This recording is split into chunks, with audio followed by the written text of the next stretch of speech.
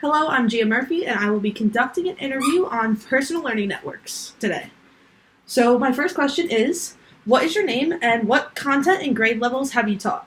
So my name is Anthony Martino, and I have taught, this is my second year now, and I teach English language arts and reading, and I've taught grades 5 through 12. Currently I teach grades 5 through 8.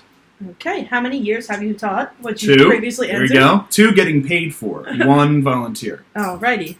As a teacher, can you describe your PLN? So yeah, I've had a lot of interesting kind of like networking programs that we've used in each district that I've been in. So the first major one that we used was something called Schoology.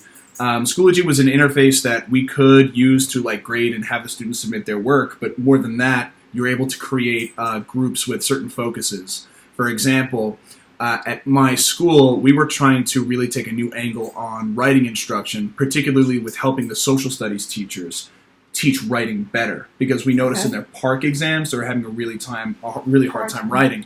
So we made a specific group on Schoology where we could share videos on strategies to teach writing better. It was a place to kind of like, we could even take like polls. Hey, I'm not sure which of these 2 strategies to use today. Which one should I use? And that was really helpful. Because it gave other teachers input as well, right? Exactly. It was able to using that was a collaborative tool, right? Mm-hmm. That was Schoology, and then this year, one thing that I thought's been really neat is my school now uses a program called Achieve 3000, and it's a program that has students read nonfiction text, actually more recently fiction text as well.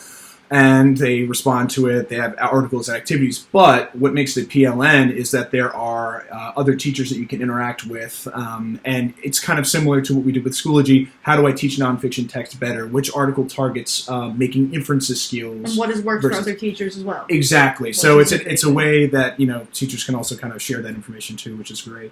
All right, and the last question I have for you is, what advice or recommendations would you give to a new teacher entering the teaching profession on what to include in their PLN? Okay, so that would definitely have to come down to their subject area. So if they were a teacher that was... Let's use English, just because you are an English teacher yourself. Perfect. So English. I would try to find... Actually, I would use Achieve 3000 for sure. I mean, it's a program, but it has a PLN kind of built into it. It's a great way to help kids with their literacy skills, and it's a great way to speak with other teachers on how to best help them with their literacy skills. And I think another one would be anything that would resemble Schoology that I used in my last district. Like a Google Classroom type thing? Google Classroom. I mean, anything where you can have a space, an internet space, where you can set a specific purpose and have people that you trust their ability to teach to contribute to that space, because teaching can be very isolating, and I think that's why PLNs are so important. If you have that space with, hey, I want to target this skill, and I'm looking for these kinds of things and to include it, any space like that, for me, with Schoology, is a PLN worth being involved in, especially as a new teacher, but not only as a new teacher, even experienced teachers, because if you have teachers from all different spots in their career all contributing to the same space, it helps everybody, yes. Especially new teachers. Yeah. Well, thank you so much. Of course. And I appreciate this interview. It's a pleasure.